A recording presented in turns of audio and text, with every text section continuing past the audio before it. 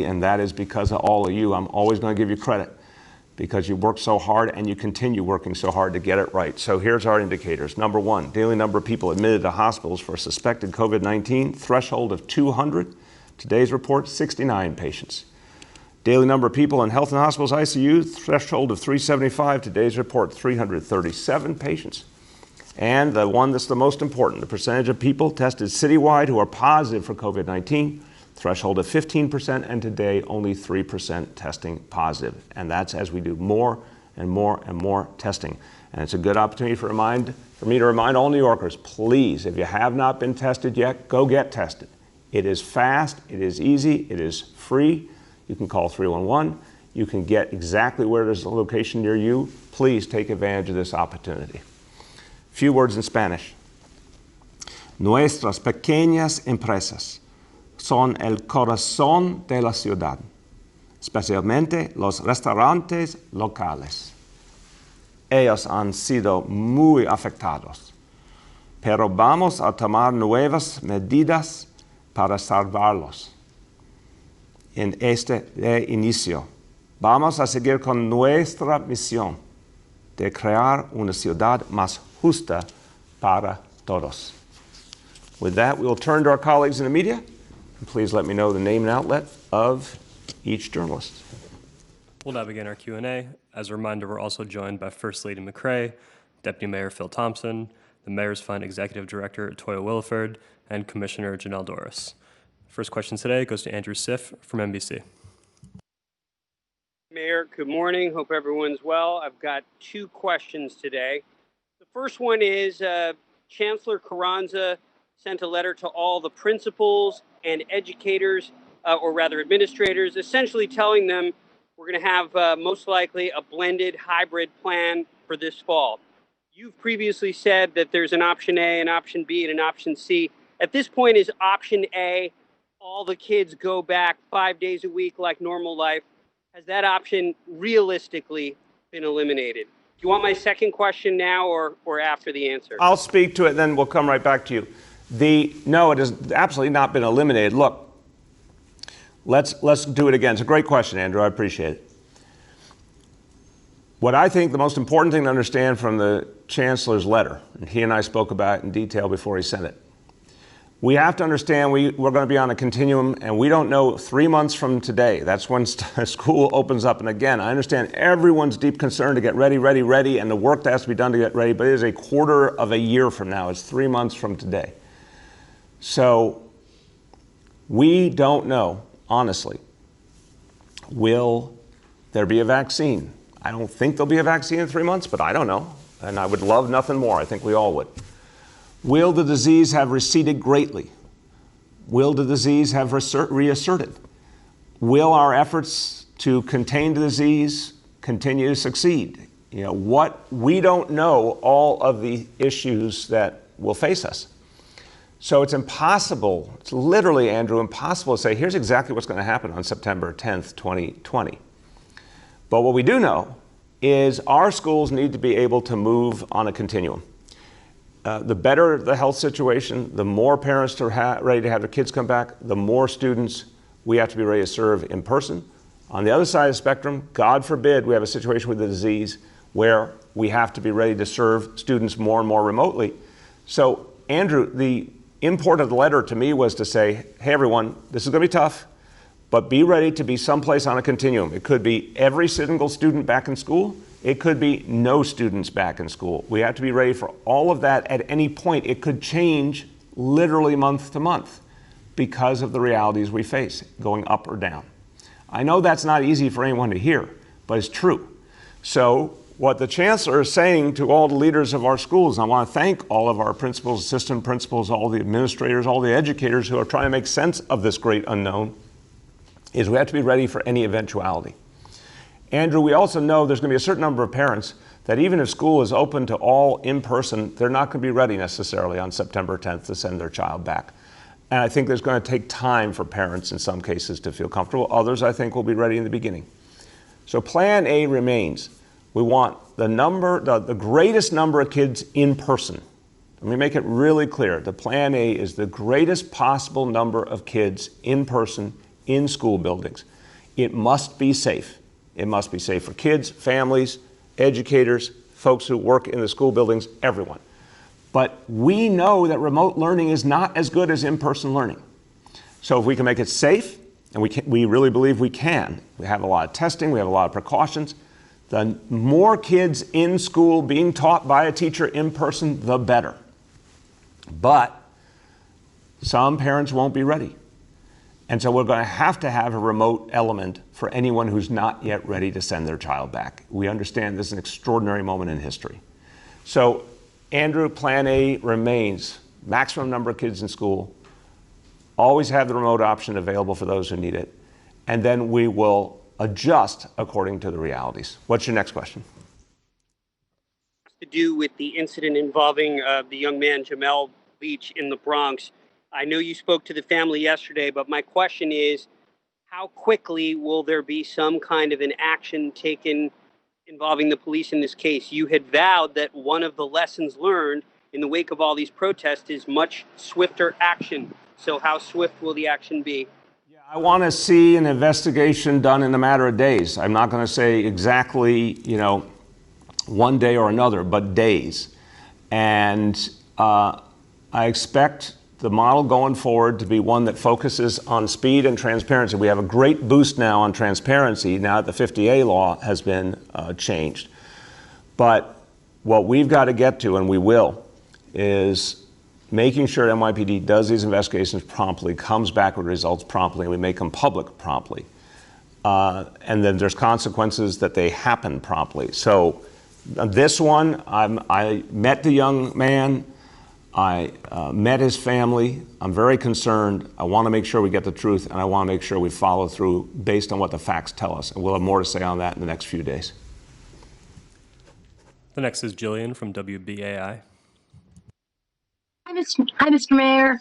Hey, Jillian, how you doing? Following up on, I'm okay. How are you? Good, thank you. Following up on last week's question about over-policing in communities of color and surveillance.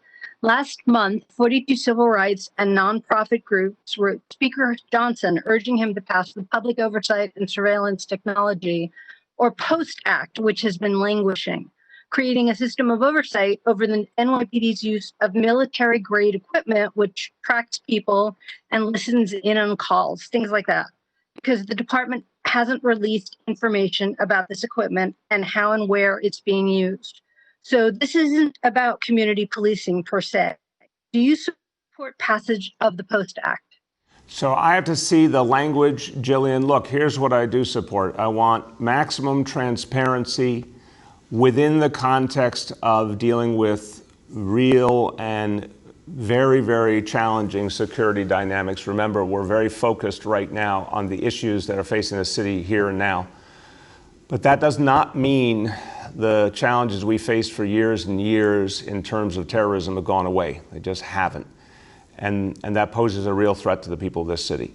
So we have to strike a balance as in all things. I want maximum transparency, but not transparency to the point that it undermines the valid need to keep people safe. We got to figure out what that balance is. We obviously have tremendous legal oversight and proper legal restrictions to make sure that ability to gain information is handled appropriately.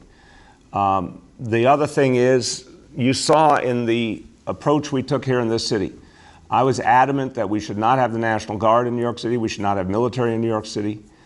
We should not be using the kinds of techniques and equipment that some other cities have used, most notably and tragically years ago, Ferguson, but many others.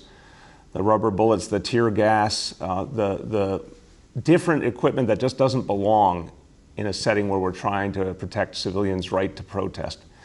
And I'm very interested in making sure we understand, the public understands exactly what the NYPD has and doesn't have, again, within the context of appropriate security issues, because we don't want to fall into that situation where a police force that's meant to be about civilian work ever acts in a military fashion. I think this whole country, Jillian, was jolted by seeing the president try and bring the armed forces into a moment of civilian protest. I think people were repulsed by it. And it's a good moment for us all to take stock and say, we need to make sure our police forces are never militarized in their approach. So I look forward to all of that being addressed. But as to legislation, I need to see the specifics before I can give you an answer. The next is Shant from the Daily News. Did she have a follow or not? Good. Trey, did she have a follow or not? I'm sorry, Jillian, did you have a follow-up? Jillian, you're on. I had a second question. Yeah, I'm go sorry ahead. about that. Sorry, Jillian. Okay, thanks. No problem. I'm surprised from yesterday's briefing about your admitted lack of knowledge of the Cure Violence movement, since Mayor Dinkins was such a proponent of his Increase the Peace Corps, which was so effective and similar in mission. How are these two substantively different? Well, Jillian, I'm trying to be accurate in my memory, but I feel like it was, because you're talking about an administration that ended in 1993, and a lot of what I at least have experienced in terms of the Cure Violence movement and the crisis management system really emerges in the city years after that. So of course, Mayor Dinkins was trying to focus on youth programs. He was trying to focus on community empowerment, and I was proud, and Charlene was proud to be a part of all that. But I think I'm on firm ground saying that the modern approach to cure violence in this city emerged substantially later. And that movement, as I got to know it, the more I experienced it, the more I believed it was the way forward. And you saw some of the leaders of that movement and the power of what they're doing. I think this is a great example that the city government needs to provide direct support more and more to the Cure Violence movement and the crisis management system to let this powerful movement create peace at the community level, empower communities, create community grassroots leadership. This is really the way forward. The more we do of that, the more effectively we do that, the more we change the reality of policing in this city. So that's where I'm going to be committed. But I think in the past, there were very kindred approaches, but I think this approach is more particular to recent years. Shant from the Daily News. Good morning, everyone. If I could direct my questions to First Lady McCray, had one kind of policy question, one kind of politics one. On the policy side, can you give details on how the restaurants are being selected for the $3 million? And on the politics side, I noticed, I think this is the third time this week that you've appeared at a press conference with the mayor. You're getting a very high profile role in the city's coronavirus response. But critics out there say that this is essentially to help elevate your profile ahead of a possible run for Brooklyn Borough President next year. What would be your comment on that? Thank you. I'm going to just jump in procedurally, and then the First Lady will go. That on the first question, in addition to the First Lady, Toya Williford will talk about the details. And the second point, I'm just going to make a very, very broad statement of fact. And Sean, I don't think you were covering City Hall in the beginning of the administration. I remember in the first days of the administration when I said that my closest advisor was our First Lady, and the person I turned to in making the most important decisions, the personnel decisions, the key policy decisions. And she was going to play a profoundly foundational role in this administration. She and I have built all of this together from day one, going back to when I ran for school board in Brooklyn in 1999. So I don't think you necessarily saw and heard that all in real time, but that's been the reality from day one, the prominence of her role. I think there's been critics from the beginning, and people were uncomfortable with that from the beginning. I don't know if they were uncomfortable because she was a woman. I don't know uncomfortable because she is an African American, or because she is an African American woman, or the notion that someone who has strong views and progressive views is playing such an important role. I don't know what was motivating the critics, but this has been the fact from day one, long before she even considered anything in terms of public office. So I just want to set that record straight, and with that, turn to the First Lady. Thank you, Bill. Sean, I don't know what the future holds for me. I'm a volunteer in this administration, and everything that I do is because I care deeply about the people that we serve. And I wanted to be a part of this administration in a way that would contribute to to helping people live better lives. Again, I don't know what the future holds for me. I'm not someone who thrives in the limelight. I don't need the attention of being in front of the cameras. In fact, it's very difficult for me. I do what I do because I care about people. I care deeply about these brown and black communities that have been affected disproportionately by the COVID-19 virus. And I feel like it's my duty, it's my obligation as someone who has privilege, who has been given a lot, to do what I can to make things better. And that's why I get up every morning. I ask myself this morning, why am I doing this? Bill can testify to that. Why am I doing this? And sitting here listening to Toya, listening to Deputy Mayor Thompson about what we're doing for these young people who need to have these opportunities, for these restaurant owners who are suffering so deeply. It really means the world to me. I sleep well at night knowing that we've done as much as we can to move the needle forward. And I get up every morning knowing that we've got to move it even more. So I hope that answers your question. And Troy, you want to speak about the details? Absolutely. So restaurant owners who want to apply and access this program, the Restaurant Revitalization Program, which will again start with 100 restaurants, this is a launch pad moving forward, that application can be found at nyc.gov/opportunity.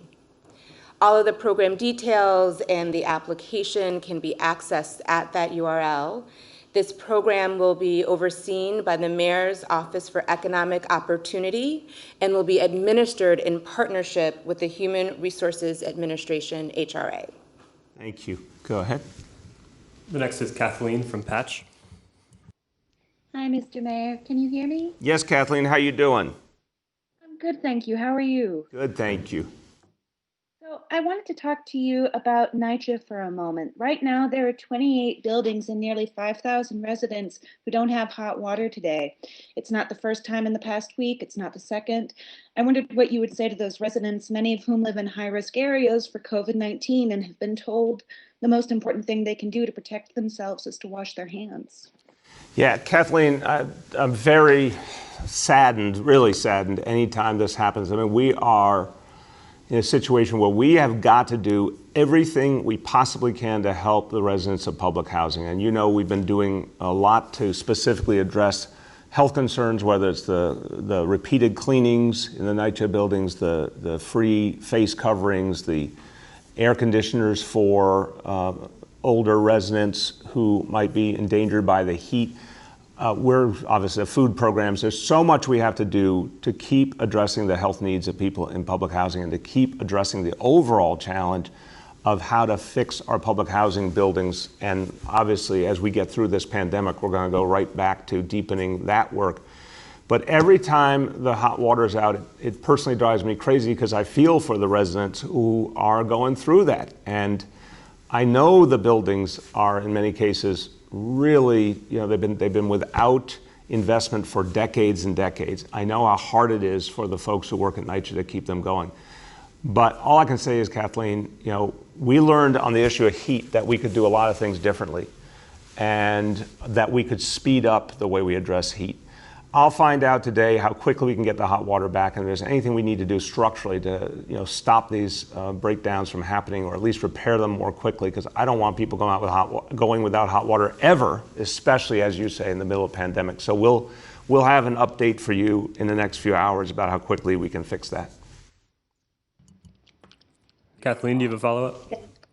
Oh, yes. I wondered if you could respond to Sergeant McCrory's comment on why officers aren't wearing masks. She spoke to the New York Times and suggested that 15 hours of wearing bulletproof vests, helmets, and masks while policing in summer heat was too much to demand. I think she is raising a real concern, but I don't think it negates the fact that we're in the middle of a pandemic and we need all public servants to wear face coverings to the maximum extent possible. Look, let's be fair. There are times when if you're drinking water or you're giving an instruction to a group of people, there are times where it is appropriate to take off a mask. If you're not within 6 feet of anyone, there are definitely exceptions. But overwhelmingly, people need to have face coverings on. Every single public servant, that includes our police officers. The commissioner has made it very, very clear in his directives to officers that they have to do this, and that it's a matter of discipline if people don't. Again, there are exceptions. I want to be fair about that. Yes, Sergeant's not wrong that it's been hot and long hours and difficult conditions. No one that I know enjoys wearing a face covering.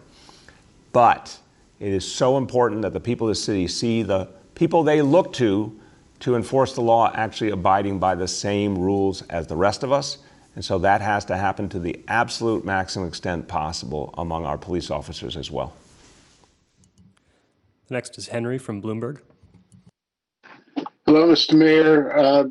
My question has to do with the budget. Yesterday, you announced this $10 million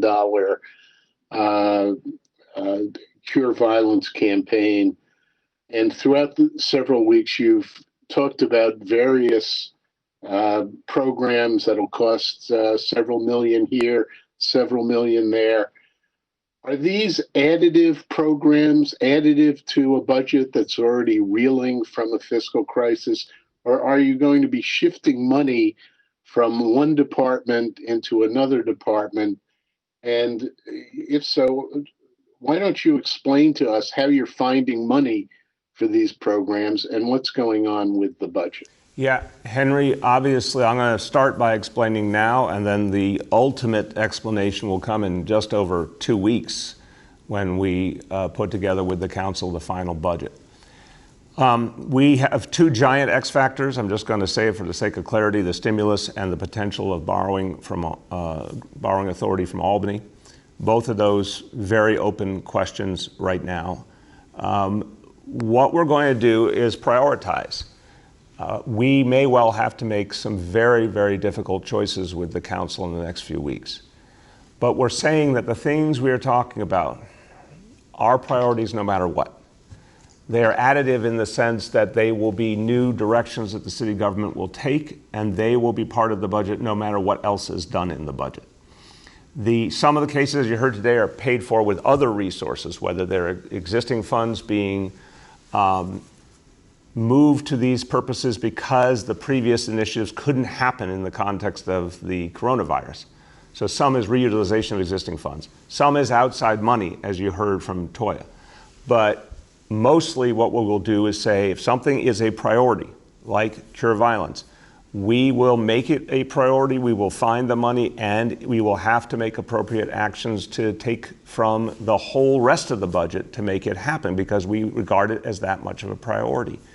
But in terms of how we're going to readjust the budget, we have to have an absolute answer on stimulus and borrowing to know if those pieces will have any role in the budget by the end of this month. And if they are not, then we have to construct a budget that is able to get us balanced while still leaving room for the possibility of that relief coming later. And in that scenario where there is no relief, Henry, we're going to make very tough choices that literally every single agency will be affected. Every single agency will have to sacrifice in that environment. But we're still able to say there are some things we now have decided are so important that they're going to happen no matter what other sacrifices we have to make. Go ahead, Henry. Okay, I just want to follow up on this because, as you know, or I hope you know, the Citizens Budget Commission put out a report where they had several recommendations. Attriting the workforce was one of them. Selling off some city assets was another idea. Shifting some of the police responsibilities to civilian actions, which would possibly cost less. And they came up with, something like, I'm going to be generalizing, about $2.5 billion in recurring savings that could help the budget in future years. Have you looked at this? Is this something you could do? It would require some very painstaking look looks at agencies' internal operations. It would take some work, but it would save money in their view. Thank you, Henry. Henry, I respect the Citizens Budget Commission. I don't always agree with them, but I do respect them. I'm not someone who believes in an ideology of austerity. I want to make that very clear. I think that ideology has been negative, has been regressive, whether it was tried in this city, in this country, or all over the world. I come from an ideology that believes in the power of government investment, but I also believe in balancing budgets. So we always listen to the ideas from the Citizens Budget Commission, but we don't necessarily share their philosophical view. But the work you described, that painstaking work, that's done every single day by Melanie Hartzog, our budget director, and everyone at OMB. That's literally what they do all year round. And we look at anything that we think could save money. You've seen billions saved in recent years because of that painstaking work. And we're going to look at anything and everything, I assure you, in this budget process. Civilianization, one of the things you mentioned, I think is very, very powerful option. I have supported civilianization within the NYPD going back to when I was a city council member. We've done a very substantial amount of civilianization. It has worked. I want to give a special shout out to Henry Garrido and everyone at DC 37 AFSCME that have been pushing civilianization of the NYPD for probably about 20 years. They were right. We did a lot of it. It was fine. It worked well. We're going to look to see if we can do more. But on the other issues, attrition, selling off assets, that is very much determined by what the real outcome would be. You sell off an asset that has long-term impact on the city, you could be doing something that's penny wise and pound foolish. Attrition too, what would be the impact of the attrition? What would be the impact on human lives when we're in the middle of a pandemic? It's not going to be a one-size-fits-all, Henry. But I can tell you one thing, within 2 weeks, we will have a balanced budget no matter how tough the decisions are. I know how to make these decisions. I know how to make the tough decisions, the tough cuts. But it will reflect priorities and the need to invest where the need is greatest and to address the disparities that we've seen in this crisis. The next is Gersh from Streets Blog. And then also, hello, Mr. Mayor. How are you? Good, Gersh. How you doing? I'm great. I have a question following up on yesterday. You were asked about getting the NYPD out of traffic enforcement, and you said you were talking about that. But today, the executive directors of Transportation Alternatives and the Brooklyn Movement Center had a Gotham Gazette op-ed calling for the NYPD to get out of more than just traffic enforcement, but to get police out of enforcing public space because of the NYPD's statistically documented racial bias in public space enforcement. The op-ed actually said, I'm quoting this, "It's time to stop spending so much money on practices that harm people of color." So what do you think about getting the NYPD out of public space enforcement as well as traffic enforcement? Well, I think the whole concept, Gersh, of public space enforcement, I'm happy in your follow-on you can educate me more, but I would say you just said a very, very broad category there. I don't want to see the NYPD involved in street vendor enforcement, for example. That's something the task force recommended that we're putting into action immediately. And I think there's other areas where civilian efforts would be better. We made that decision on social distancing as well. We're going to keep looking at that, and we're going to look at it with the council as well in the coming week or two. Traffic enforcement, I'm not sure I see the exact parallel. Traffic enforcement is something that we all need to keep the city safe, to keep the city moving. I think the question is going to be talking to the people who do the work, talking to their union. That's very important in this discussion, and determining what we think will make it work best. Then, we can look at any and all other permutations, but the public space enforcement, to me, maybe you can define it better. I think that could cover so many things that I'm not sure we're not forgetting the basic concept of policing done right. But what would you say, Gersh? How are you defining it? Well, obviously, I'm talking about stories we've done. About 90%, 99% of all jaywalking tickets, for example, going to people of color. Obviously, drivers of color are twice, sometimes 3 times as likely to be pulled over as white drivers. There is a racial bias that is statistically documented by the NYPD and other law enforcement officers. So I'm just wondering, why not move all of that into a possibly more equitable agency such as the Department of Transportation? Yeah, again, I think the question would be, I don't accept any bias or disparity. The future of this city, the future of this nation, where I think everyone sort of knows it, but I don't think people know it in their heart and soul. This is a city that's essentially 2/3 people of color. This is a nation that will be a majority of people of color very, very soon. I think there's 5 states in the union now that are majority people of color. The future of this city, the future of this country is just very different than the world that once was, and the way things were structured, and the structural racism has got to be a thing of the past. It's been corrosive. So I think there is a different question here about how you weed out racism and bias and disparity versus also considering how you get the job done on these issues that matter so deeply. We have to do both at once. So we have to protect people's lives. We have to make sure that people are safe on the road. We have to make sure that any agency that takes on any mission feels able to do it effectively, and the people who do the work, their voices matter, Gersh. That's why I say we keep having to talk to the people who do the work, talk to their unions, and hear what they think will work as well. I don't think it is as simple an equation as what you are putting forward. So are we going to look at everything? Yes. I mean, the simple question is yes, we're going to look at everything. But what I hear in communities all over the city, Gersh, is people want to be safe and they want an end to bias and discrimination and disparity. They want both, they need both. We have to figure out what gets us to both. And that's what these conversations the next 2 weeks are going to be all about. Gersh, did you have a follow-up? I think he had his follow-up. Go ahead. We'll move on to Rich Lamb from WCBS 880. Hi there, Mr. Mayor. Hey, Rich, how you doing? I'm doing all right. I'm just wondering, former Mayor Bloomberg was named by the governor as head of their tracing effort for the state. Since New York City is part of the state, I wonder whether or not you have been in touch with him or whether he has been in touch with you to help you out with your efforts in that regard. Rich, as I said, I'm very appreciative that Mayor Bloomberg stepped forward, that his foundation stepped forward, Johns Hopkins University stepped forward, and they've been tremendously helpful.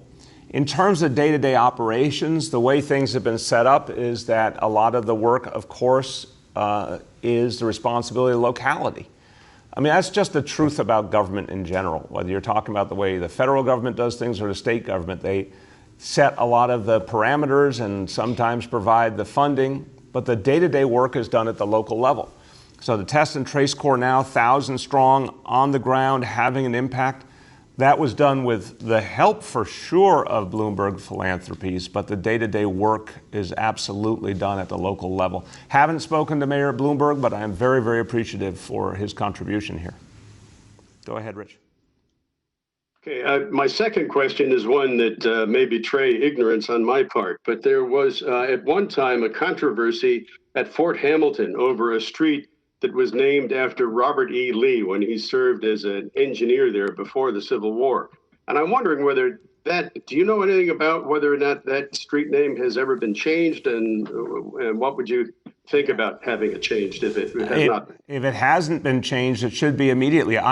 Rich, I will join you in not knowing enough about what's going on in Fort Hamilton. Obviously, the city doesn't run Fort Hamilton, the federal government does, but nothing should be named after Robert E. Lee at this point in history. And by the way, he is someone who was supposed to follow his oath to the United States of America and the United States military and didn't. So on top of his many other sins and on top of the racism that he stood for. So no, of course, anything named after him has to go in the city. I don't know if there still is one there. If there is, we'll appeal to the military to immediately remove it.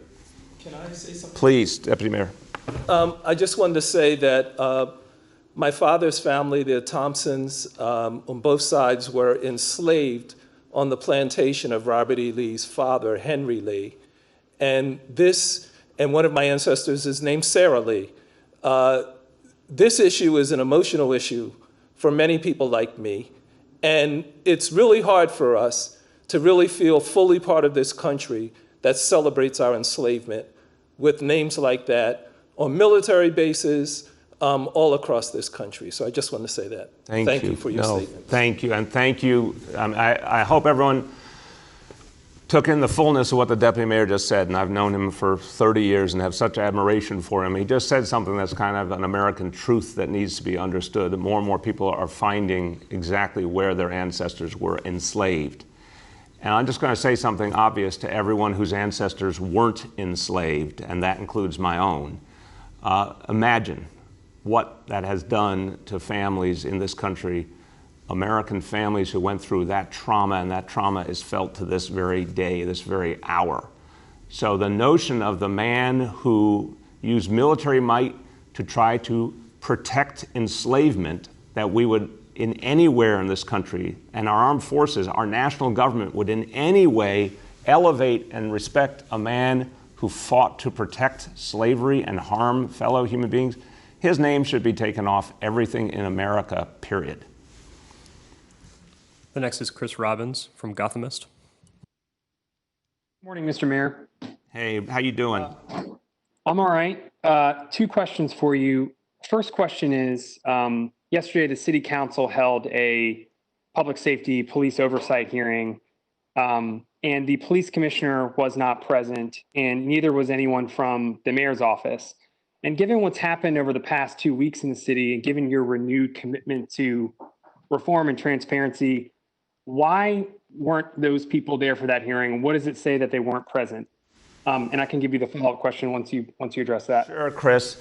Chris, I honestly don't know how the decisions were made on who went to that hearing. My understanding, again, there's been a lot of different hearings lately. My understanding that was about specific pieces of legislation, and that the representatives of the police department went, explained the police department view, and that we're all, what's quite clear is, and I've made it clear, and ultimately this is what matters, is what happens right here in City Hall.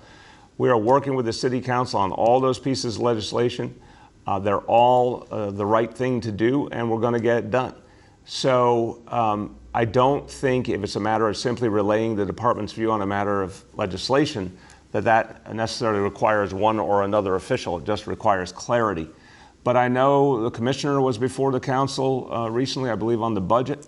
And it's very important. I agree with you vehemently that we need to make sure that senior police officials respond to the City Council on a regular basis when there's issues that require the top officials to be there. So I agree that is consistent with the transparency we want in this moment. Go ahead. And just to follow up on that, on Monday, you told reporters that, in no uncertain terms, that you would not allow ICE officers into New York City. But at this hearing yesterday, the NYPD admitted what had already been documented on video, that there were, in fact, ICE agents deployed at NYPD precinct houses around the city. So did you not know what was happening on Monday, or what happened there? Why didn't you know? Chris, that no, I'm going to say to you, if you have it or anyone has it, Freddie Goldstein's here in the room. If any member of the media has that video, I need to see it right away. I understand that, again, I think I spoke to this yesterday, Department of Homeland Security officers who work with the NYPD on issues like human trafficking, not ICE that works on illegitimate immigration enforcement. And I'm someone who believes ICE should be abolished, repeal and replace ICE, start over, and create an agency that actually does appropriate immigration enforcement and has an entirely different attitude and a humane attitude towards the people who try to come to this country or do come to this country. So I have no use for ICE. ICE is not allowed on city property, etc. Homeland Security does other things than ICE. If, in fact, anyone from ICE per se was involved, I need to know that exactly. That is unacceptable. There will be consequences for that. I need to know that. I have no evidence of that, Chris. If you have evidence, if anyone else has evidence, please bring it forward. I had this conversation. I did a conference call with the Black, Latino, Asian Caucus of the City Council last night. This concern was raised. I said there is a difference between the Homeland Security officers and ICE officers. But if anyone has video or photos or evidence of ICE officers being present at NYPD precincts, please provide it immediately so we can act on that. There will certainly be consequences if that was done. It's unacceptable to me. We have time for two more today. The next is Andrew Hum from Gay City News. Good morning, Mr. Mayor. Hey, Andrew, how you doing? Well, I need a haircut, but that's the least That's of my coming worries. coming soon, Andrew. I appreciate all the talk about listening more deeply. If you listen to any of the rent guidelines board hearings last night, tenants are pleading for relief that only the board can provide. Renters are getting no aid from Washington or Albany or the city council, but your board has the power to reduce rents by 3% and help stem the homelessness crisis at a time when we're all supposed to shelter to survive. So we've all done things in this crisis we've never done before. And I know you're for a freeze, but will you listen to the tenants and support a historic decrease in rents? Andrew, I appreciate the question. And not only is it a heartfelt question, I know you forever, not only is it a heartfelt question, but I understand where it's coming from, and you're saying it right to say we have done things we've never done before. When I did the first rent freeze with the Rent Guidelines Board, that had never been done before in half a century. So, of course, sometimes you do things that are unprecedented, especially in a crisis of this magnitude.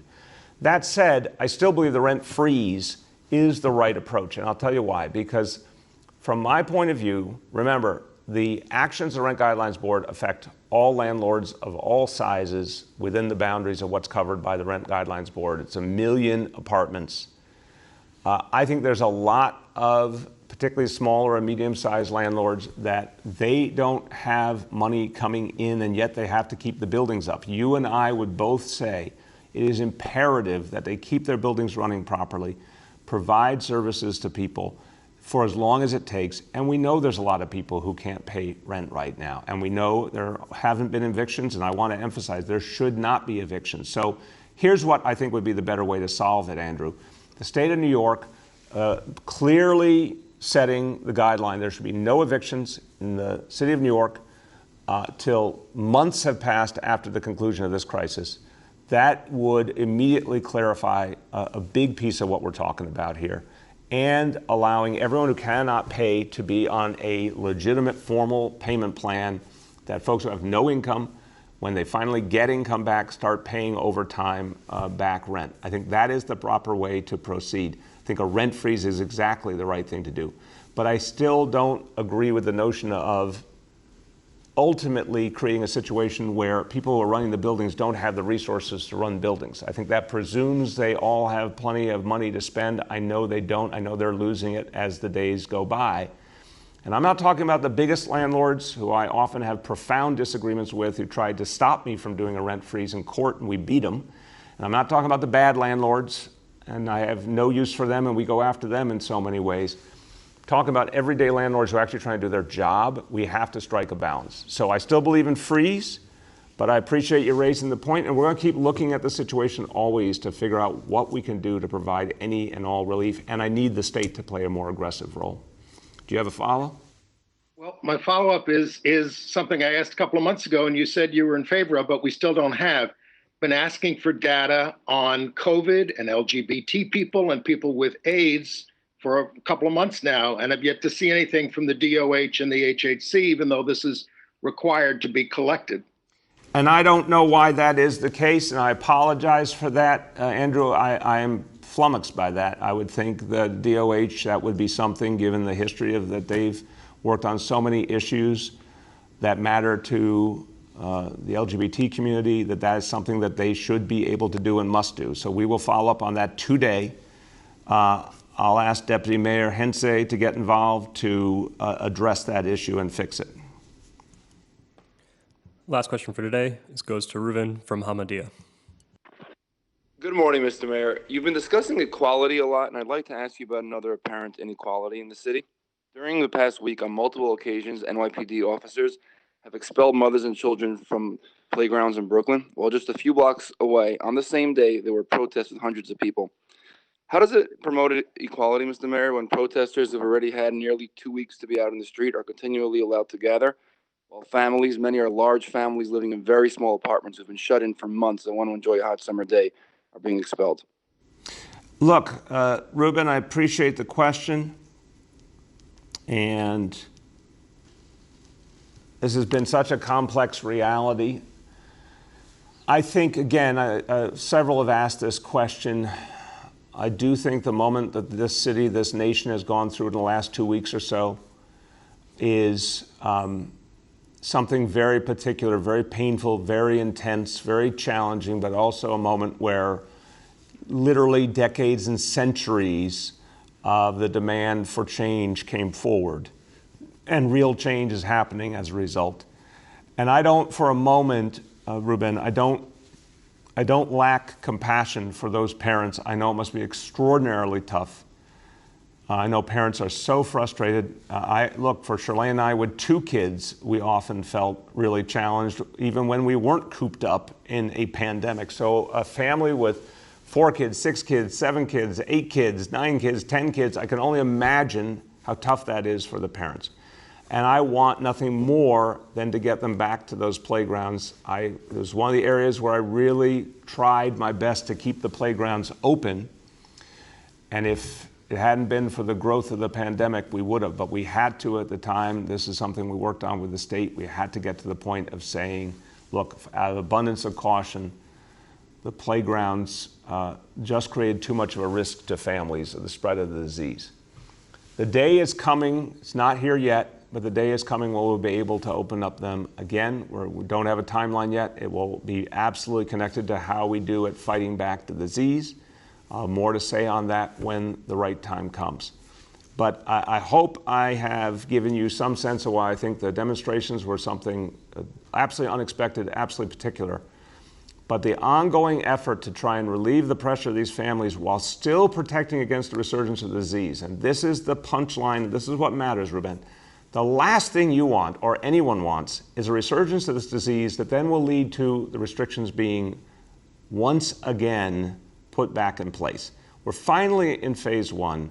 A lot of those small business owners that your publication and others have raised the concerns of are finally starting to get back to work. They are a few weeks away from getting back to normal work, for example, in retail stores. We have to hold the line, as painful as it is, to not allow the spread of this disease so we can get back to that. You have a follow? My follow-up is, I'd love to also get Commissioner Shea's answer on this, but I realize that he's not joined the call since there were rumors of his resigning. My question is, the Manhattan DA has said he's not going to prosecute those arrested for unlawful assembly or disorderly conduct. The Brooklyn DA said he's not going to prosecute those arrested for unlawful assembly or violating curfew. We're talking about during the protest now. What is your reaction to that? Does it undermine your authority to establish a curfew and of police to regulate the protests? And by the way, about the Fort Hamilton thing, the Army rejected a request from you and Brooklyn Borough President and Representative Yvette Clarke and others in 2017. The street is still named there, although the church nearby removed the plaque from the tree that Lee planted. Well, thank you. You're a knowledgeable guy. Well, then we will go right back at the military, and I will today reach out. I've built relationships with some of the senior military in the context of the coronavirus crisis, and I will reach out to them and let them know how important it is to remove the name of Robert E. Lee, not only at Fort Hamilton, but everywhere else. The DAs, look, it's a democracy. There are all sorts of checks and balances. District attorneys elected independently. I sometimes agree with them. I sometimes don't agree with them. I think they need to be willing to act when someone violates the law. But no, I'm quite confident that what we needed to do with the curfew was achieved, and the actions of the DA had no impact on that. The curfew was to address the attacks on property. It was to address what we saw that Sunday and Monday night, and particularly the extraordinary pain I saw in the community in the Bronx that was so deeply affected. It was to make sure that never happened again. Thank God that never did happen again as a result of the curfew and other actions. Thank God we kept the National Guard out of New York City. We got the city back to a peaceful place. then the second I was confident we were there, we removed the curfew. So the actions of the DA had no impact on the ability to utilize a curfew and utilize it effectively. But we'll keep working with the DAs. Whether I always agree with them or not is not the point. We keep working with them. And we need their help to keep the city safe. And there are more and more issues we're going to turn to in terms of safety. Once we get through this immediate absolutely primary concern of fighting back this disease and addressing the disparities it's laid bare, we got to also get back to the bigger issues of safety facing the city. We're going to need the DAs to play a bigger role in addressing the safety concerns, but that is a conversation for another day. Let me finish here real quick with just profound thanks to the First Lady, Deputy Mayor Thompson, the Executive Director of the Mayor's Fund, Toya Williford, everyone in the Task Force on Racial Inclusion and Equity. A lot of work happening very quickly, and it will make a difference in the here and now, and that's where I want to end. We are dealing with a crisis we have never seen in our lives, the biggest crisis arguably that's ever hit this city. Health crisis, economic crisis, human crisis, disparity crisis, a crisis that cuts all across this city. The way we fight back is by leaning in to change, pushing back a status quo that was broken and doing things differently. That's happening right now, whether it's the support we talked about this week for the Cure Violence movement, whether it's creating opportunities for small businesses or helping young people, whatever it is about right now addressing those disparities sharply and redistributing resources to folks who have suffered unduly. That's what we're going to be doing today, tomorrow, all the way to the city budget, and then for a year and a half thereafter relentlessly. And I am convinced we can very, very head-on address the broken status quo and get this city to a better place, and we can do that together. Thank you.